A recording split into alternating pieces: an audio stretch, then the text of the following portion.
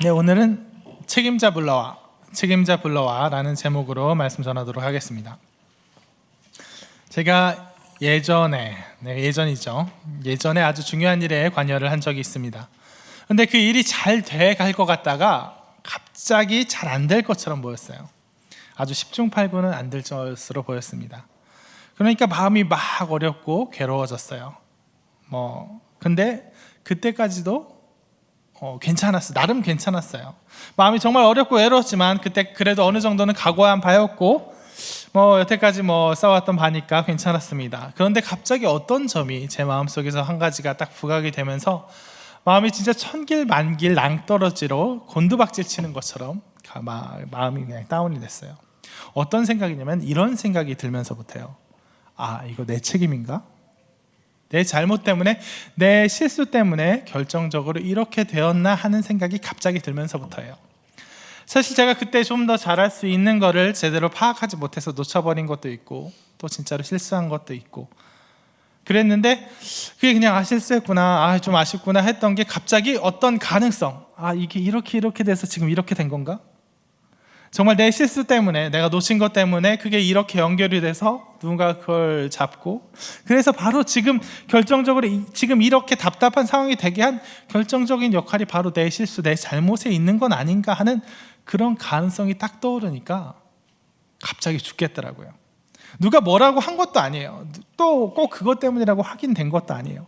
그런데 그 생각만으로도 그냥 그 사실이 안 됐다는 그 사실이 그냥 안 됐네, 안타깝다, 그래도 감내할 수 있었던 사실이 그게 내 책임인가 하는 생각이, 내 잘못, 내 실수가 정말 우리 거기에 있는 사람들의 정말 간절히 원하던 것을 완전 틀어버린 그 책임을 져야 될지도 모른다는 생각을 딱 하니까 완전히 정신줄을 잡기가 힘들더라고요. 진짜로 무서웠어요. 도저히 그걸 감당할 수 있는 엄두가 안 났습니다. 아마 그런 심리 상태가 조금만, 한두 시간만 더 지속되었다고 하면 전 아마 진짜로 토하고 어지럽고 막 제대로 생각할 수 있는 상태가 안 돼서, 너무나 스트레스 때문에 그런 상태가 안 되었거나, 아니면 그 뒷감당은 어떻게 할까 생각도 못하고 그저 꽁이 풀숲에 머리만 처박는 격으로 그냥 어디론가 그냥 무작정 도망쳐서 잠수 타버리고, 그런 식으로 오히려 더 거대한 빵꾸를 내거나 어떻게든 단단히 탈이 났을 거예요. 그런데 사람 마음이란 게 이렇게 자기가 죽겠으면 그걸 어떻게든 해결하려고 하는 것 같아요. 이거 전문 용어로 방어기제라고 하는데, 주로 어떤 식으로 나타나죠? 남 탓하는 식으로 나타납니다. 내 책임이야 라고 생각하니까 너무 괴로우니까 남 탓을 하는 거예요. 저도 그래서 이게 내 책임인가 하는 생각에 너무 괴롭다가 슬그머니 어떤 생각에 고개를 드냐면, 아니야, 이게 왜 내 책임이야, 저 사람 책임이지, 난 아니야, 난 할 만큼 했어, 저 사람이 열심히 안 해서 그렇다, 아니 반대로 저 사람이 너무 오버해서 그렇다, 나한테 너무 과중한 부담이 맡겨졌다, 정말 열심히 남 탓하는 생각들이 머리를 떠오르는 거예요.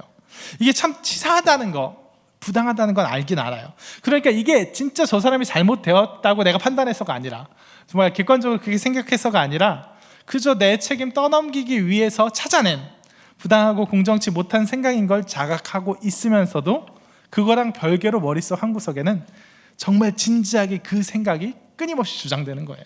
그래야 내가 살겠으니까, 그래야 내가 지금 내가 감당할 수 없는 이 실패의 책임에서 조금이라도 날 풀어줄 것 같으니까.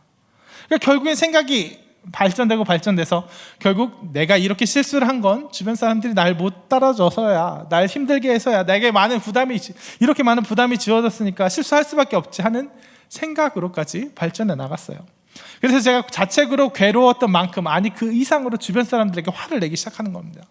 그래, 저 사람 탓이 틀림없어, 그 이유는 뭐야, 머릿속에서 괜히 합리화도 열심히 시키고, 근데 또 그러다가 막 화내고 합리화하다가 그런 내가 나쁘거라서, 나 스스로도 그게 말이 안 되는 걸 알기 때문에 다시 또 물러나서 내 잘못이지, 이걸 어떻게 감당하지 하고 죽어라 또 자책하고, 그러다 또 감당하는 게 너무 힘들어지면 또 다시 남한테 떠넘기려고 화내고, 지금까지 이 순서와 경계가 명확한 것처럼 얘기했는데, 이제부터는 사실 그런 것도 아니고 머릿속이 복잡하게 몇 분 지나지도 않은 사이에 화냈다가 자책했다가 그냥 동시에 그냥 자책하는 마음, 화내는 마음 막 섞이고, 그러다 보니까 어떻게 되냐면 결국엔 나도 믿고 남도 믿고 그냥 전체적인 그냥 전방위적인 분노로 구결되어 갖고 내 마음을 깎아내게 되더라고요.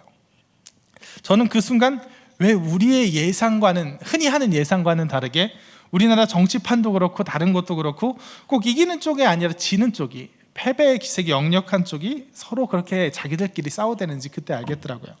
왜 우리는 보통 상황이 유리한 쪽이 이겼다 이제 이기는 건 정해진 사실이다 하고 방심해서 그 이기는 건 이기는 건데 누가 더 승리의 과실을 많이 갖고 갈 것인가 하고 서로 공을 다투다가 자멸하고, 불리한 쪽에 있는 쪽은 상황을 뒤집어야 하기 때문에 막 똘똘 뭉칠 거라고 기대하잖아요. 저만 그러나요? 영화나 소설 같은 데서 종종 그런 모습을 많이 보여줘요. 근데 세상은 보통 그렇지 않아요. 이기는 쪽은 좀 서로 공 다투다가도 정작 결판 낼 때는 일치 단결해서 뛰는 경우가 많은데, 지는 쪽은 매번 그렇듯이 서로 잘났다고 다투다가 망해요. 전 이때 알았어요. 승리하는 쪽은 목이 많건 적건 그 승리의 과실을 나누면 돼요. 근데 지는 쪽은 패배하고 그 책임을 누군가는 져야 되는데, 지는 쪽에서 패배를 지는 사람은 죽는 거예요.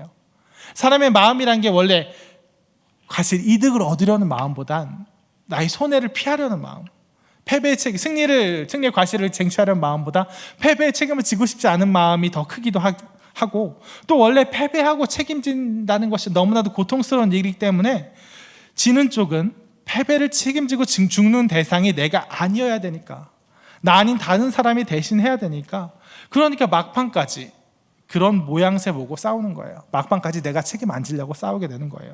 이기는 쪽은 어쨌든 승리하기 위해서 함께 뛰고, 지는 쪽은 벌써 졌을 때 살아남기 위해서 그거 바라보고 뛰고, 그러니까 상대가 안 되는 거죠. 저도 그때 그렇게 깨달았어요. 나도 잘 될 때는 막 굳이 내 공로 안 내세워도 됐어요. 그냥 다 같이 열심히 했죠, 감사하죠 막 이랬다가 안 되니까, 살아야겠으니까, 그 책임을 감당치 못하겠으니까 남 탓을 열심히 하는 그 제 모습을 바라보면서 그걸 깨달았습니다. 그런데 막 그러다가 정말 자책과 분노와, 그러니까 전방위적인 분노로 제 마음을 막 깎아먹다가 정말 딱 한마디 말이 제 입에서 나오는 순간, 정말 그렇게 사정없이 저를 몰아대던 그 모든 심리 상태가 정말 거짓말같이 사라졌어요. 한 방에 평온해졌습니다. 뭐였냐면, 몰라, 하나님께서 책임지세요. 그 말이 제 입에서 나온 순간 마음이 편해졌어요. 왜 그 말이 나왔는지 저도 사실 몰라요. 실은 그때 별로 생각하고 한 말이 아니에요.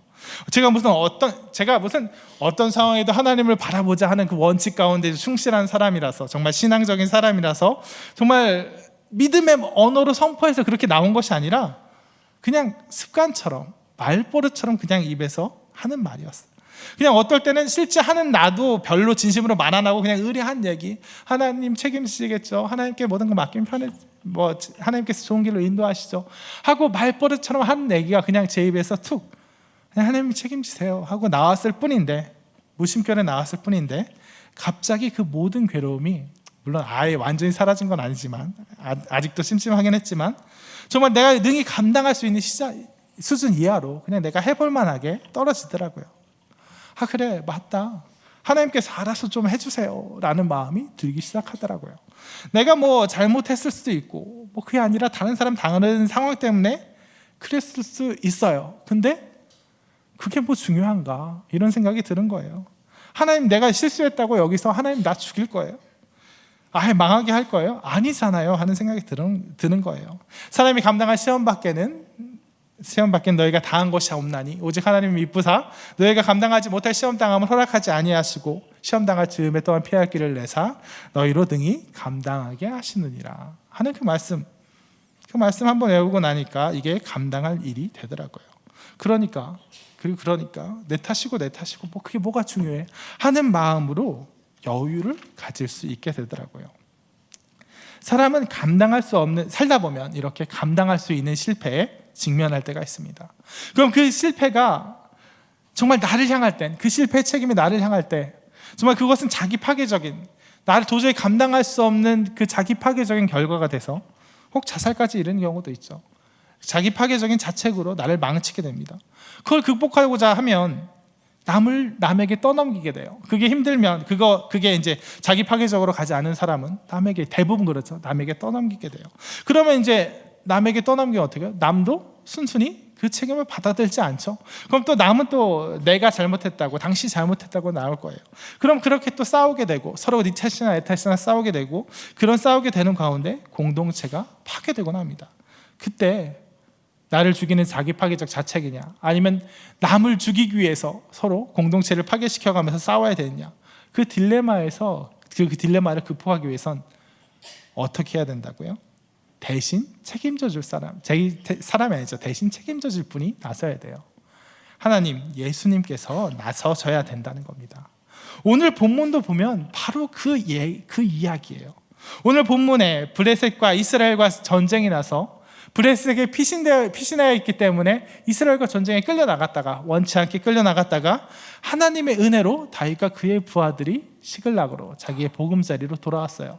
돌아오니까 어떻게 돼 있어요? 아말렉이 없는 동안 쳐들어와서 모든 걸 불태우고 자기들의 아내와 자녀들을 모두 납치해 갑니다. 사람들은 정말 하늘이 무너지는 경험을 한 거예요. 도저히 누구도 감당치 못할 실패가 이 다윗과 그의 부하들을 엄습한 거예요. 사람들은 더 이상 울 기력도 없이 소리 높여 울었어요. 이 감당치 못할 실패가 그들을 장악하니까 그들이 어떻게 돼요? 책임을 떠넘기기 시작해요. 다윗의 부하들이, 다윗만 바라보고 정말 그 어려운 시간을 겪어왔던 그의 부하들이, 결코 이게 남탓하기 좋아하는 사람이어서가 아니라 결코 악한 백성, 마치 광야에서 모세에게 돌 던지려고 했던 그런 악한 백성이어서가 아니라 나름 그런 인고를 겪어왔던 다윗의 부하들, 사울한테 쫓기면서 정말 이방 민족들하고 싸우면서 정말 단련되었던 다윗의 부하들마저 어때요? 정말 감당치 못할 실패 앞에서 다윗에게로 떠넘기는 거예요. 뭐라고 떠넘겼을까요? 왜 애초에 블레셋으로 도망와갖고 우리를 이렇게 힘들게 만드느냐, 이렇게 떠넘겼을 거예요. 사실 이건 다윗의 책임이라고 보시기가 힘들잖아요. 애초에 여기 다윗을 따르기로 애초에 동의했다면 이제 와서 새삼 다윗을 탓할 일이 아니잖아요.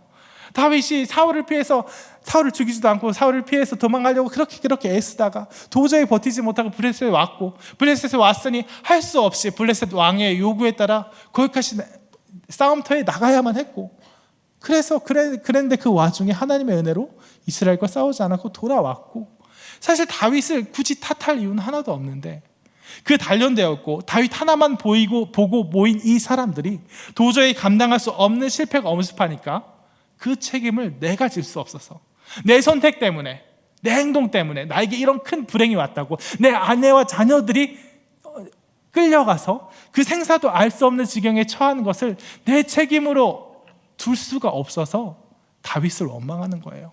내가 감당할 수 없으니까, 내가 죽겠으니까. 그래서 다윗을 원망하고 다윗을 돌로 치려하는 거예요. 그럴 때 여기서 다윗은 어떻게 되겠습니까? 다윗은 그 원망, 그 부하들이 하는 원망, 그 책임, 다윗은 책임질 수 있나요? 없어요. 다윗은 이 자기를 믿고 따랐던 이 믿음직한 부하들에게 이렇게 큰 불행이 닥쳐온 그 책임 질 수 없어요. 돌에 맞아 죽는다고 책임지는 거예요? 아니에요. 무책임한 도피예요. 오히려 도저히 책임질 수 없는 상황이에요. 그렇다고 이 책임을 질 수 없어서 부하들 중 누군가에게 떠넘길 수도 없어요. 세상 사람들 같으면 그랬겠죠. 이거는 경비 맡은 사람, 몇 사람 더서 지키기는 했을 테니까 경비 맡은 사람 탓이다. 왜 도망치게 하지 못했냐? 왜 미리 아말렉이 서둘렀을 때 미리 경보를 울려서 그 사람을 피신시키지 못했냐? 아니 이건 누구 때문이다. 아니 이건 누구 때문이다. 아니 이건 블레셋 왕 때문이다. 블레셋 왕에게 복수하자. 얼마든지 남에게 핑계를 댈 수 있었을 거예요. 세상 사람들 같으면. 하지만 다윗은 그럴 수 없었어요. 왜냐? 다윗의 부하들과 다윗과 그렇게 책임 소재를 갖고 싸우기 시작하면 어떻게 되겠어요? 공동체가 파괴되는 거예요. 그래서 다윗은 그 책임을 질 수도 없고 누군가에게 떠넘길 수도 없어서 정말 너무나도 괴롭고 고통스럽고 다급하여서, 성경에 다급하여서라고 표현되죠. 다급한 가운데 누가 나타나시는 거예요? 하나님을 찾은 거예요. 하나님께 부른 거예요. 7절에 보면 6절부터 보겠습니다. 백성들이 자녀들 때문에 마음이 슬퍼서 다윗을 돌로 치자 하니 다윗이 크게 다급하였으나 그의 하나님 여호와를 힘입고 용기를 얻었더라. 정말 감당할 수 없는 슬픔이, 불행이 그들을 찾아와서 그 책임을 도저히 누구도 질 수 없을 때 하나님이 나타나시는 거예요. 하나님께 아뢰는 거예요. 그래서 다윗이 에봇을 가져오라 그래요. 에봇을 가져오고 하나님 책임져 주세요라고 하는 거예요. 하나님, 제가 이 사람들을 다시금 찾아올 수 있겠습니까? 이 불행을 제가 극복할 수 있겠습니까? 하나님이 잘못한 거 아니지만 하나님, 지금 우리에게 닥친 이 감당할 수 없는 결과를 책임져 주세요 하고 하나님께 아뢰는 거예요. 그러자 어떤 일이 일어납니까? 목사님 이 부분 많이 설교하셔서 아시겠죠? 하나님께서 정말 기대할 수 없는 와중에, 이미 그 사람들 끌려가서 어디로 간지도 알 수 없는 그 와중에 그 아말렉 사람들이 버리고 간 애굽 소년을 만나게 하시고, 그 소년의 입으로 그들이 어디로 가는지 알게 하시고, 그리고 그 사람들이 그냥 물러가서 그친 것이 아니라 자기네 땅으로 돌아가서 단단히 경비를 하고 지키고 있는 것이 아니라 이미 승리했다 마음 놓고 잔치를 벌이고 한껏 풀어진 가운데 그들을 쳐서 정복하고 자기가 빼앗겼던 아내와 자녀들을 단 한 사람도 남김없이 돌려받을 수 있었던 거예요. 여러분, 우리는 이렇게 여기서 보듯이 우리의 인생을 살다 보면, 다윗의 인생을 살다 보면 감당치 못할 실패들이 다윗의 인생에도 종종 나타납니다. 도저히 감당하지 못할 실패, 정말 내가 책임질 수도 없고, 내가 책임지자니 내가 짓겠고, 남에게 책임을 떠넘기자니 우리 공동체가 파괴되고, 이런 순간들이, 그런 위기의 순간들이 종종 찾아와요. 그때 다윗의 탁월성은 뭐냐면 이렇게 하나님께 맡겼다는 거예요. 하나님께 맡겼을 때 하나님께서 그 모든 감당치 못할 실패들을 감당할 수 있는 시험으로 바꿔주시고, 또한 피할 길을 내사 다윗이 능히 그것을 극복할 수 있게 만드셨다는 거예요. 자, 다시 우리 현실의 이야기로 돌아오겠습니다. 우리 인생도 어떻게 보면 순탄하나요? 매번 순탄하고, 내가 하는 일, 그래요. 칼 같은 사람이 있어요. 강직한 사람이 있어요. 그래, 내가 한 일에 내가 책임지고, 내가 한 건 했다, 안 한 건 안 했다고 하겠다. 내가 뭐 잘못했으면 그 책임 내가 지고 그럼 그만이다. 난 비겁하게 도망가지 않겠다, 숨지 않겠다 하는 강직한 사람도 있어요. 하지만 정말 그 말처럼, 그 호언장담처럼 우리 인생이 우리가 책임질 수 있는 범위에서만 이루어지나요? 모든 일들이? 아니란 거예요. 나는 정말 최선을 다한다고 다 했는데 내가 도저히 감당치 못할 실패가 나를 찾아와서 그 책임이 나에게 돌아오기도 하고, 그래서 이게 내가 도저히 감당치 못하겠어서 너무나도 두려움에 떨기도 하고, 그래서 그 책임을 남에게 떠넘기려고 정말 안달복달하다가 서로 추한 꼴 보기도 하고, 그런 게 우리 인생입니다. 하지만 그럴 때마다 우리는 한 번쯤 더 생각해 봐야 되는 것이 있어요. 우리는 우리 인생의 책임자가 아니라는 거예요. 우리는 우리가 꾸려나가야 되는, 우리가 전적으로 인생을 꾸려나가야 되는, 다른 어떤 데서도 도움을 구하지 못하는 마치 고아처럼 우리 인생 우리 힘으로 꾸려나가야 되고, 그럴 수 없으면 그만인 사람들이 아니라는 거예요. 우리 뒤에는 든든히 우리의 뒤를 봐주시는 분, 우리 인생은 보잘것없지만 더할 것 없는 능력으로 우리 인생을 책임져 주시는 분, 바로 하나님이 계시다는 거예요. 그래서 우리 인생에서 도저히 우리가 감당치 못할 실패가 찾아와서 우리가 감당치 못할 책임을 우리에게 묻으면서 책임자 불러오라고, 이 책임질 사람 불러오라고 소리칠 때, 우리는 그 책임 우리가 받아들여, 감당치 못할 책임 받아들여서 나를 파괴시키는 자책에 머물 필요도 없고, 우리의 이 잘못을, 이 책임을 남에게 떠넘기려고 몰두할 필요도 없습니다. 진짜 책임자를 불러오면 됩니다. 잘한 일이든 잘못한 일이든 책임자에게 맡기고 우리는 물러나면 돼요. 잘된 일이면 그렇게 잘되게 해주신 진짜 공로자인 하나님께 감사드리고, 일이 망했다 싶어도 역시 하나님 부르면 돼요. 하나님 탓이라고 핑계대어 책임을 넘기라는 뜻이 아니라, 물론 말아먹은 건 내가 말아먹었지만 얼마든지 책임지고 그 뒷수습 해주실 용의와 능력이 있으신 하나님께 간구하면 된다는 거예요. 하나님께서는 내가 잘못한 건 잘못한 거지만, 내 잘못이 분명히 있더라도 그렇다고 그 잘못의 책임 온전히 지도록 가만 놔두지 않으십니다. 그 와중에도 합력하여 선을 이루게 하시고, 최악의 결과 피해 나갈 지혜와 힘을 주시고 도울 사람들 놀라운 능력을 보여주실 거라는 말입니다. 우리는, 말씀을 정리하겠습니다. 우리는 우리 인생의 책임자가 아닙니다. 책임질 수도 없고 책임질 필요도 없어요. 우리가 뭔가 이뤄낸다고 해도 그거 태반이 애초부터 우리 능력이 아니라 하나님께서 부어주신 은혜인데 무슨 책임자라고 공로를 내세우겠어요. 그리고 동시에 오직 우리의 실패는, 오직 우리 실패만이, 내 잘못, 내 범죄로 인해서 하나님 능력 힘입지 못하고 결과적으로 실패했습니다. 그 실패만이 사실 책임을 따지자면 온전히 우리의 실패겠지만 그때에도 하나님께서는 우리에게 네 잘못이니 네가 전적으로 책임져라 라고 뒤로 물러서지 않으십니다. 우리가 감당치 못할 실패, 감당치 못할 책임에 두려워 떨 때 하나님께서는 기꺼이 내가 잘못한 일이지만 내가 책임져 주겠노라, 내가 잘못한 일이지만 내가 그 안에서도 합력하여 선을 이루는 인도하심으로 이끌어 주시겠노라 하고 나서시는 분입니다. 하니 우리들 이 세상 모든 순간들에서, 모든 삶의 순간에서 정말 감당치 못할 실패가 찾아올 때 그 실패를 갖고 끙끙대지 마시고 남에게 떠넘기지 마시고 하나님께 아뢰시고 하나님께서 이끌어 나가실 것을 믿고 맡기십시오. 그럴 때 우리의 인생, 정말 각박한 인생, 책임지거나 책임 떠넘기거나 한 인생이 아니라 하나님께서 책임져 주시는 가운데 나의 실수도 남의 실수도 다 용납할 수 있는 그런 인생이 될 줄로 믿습니다. 다 같이 아까 찬양한 곡 성령이 오셨네 같이 찬양하시겠습니다.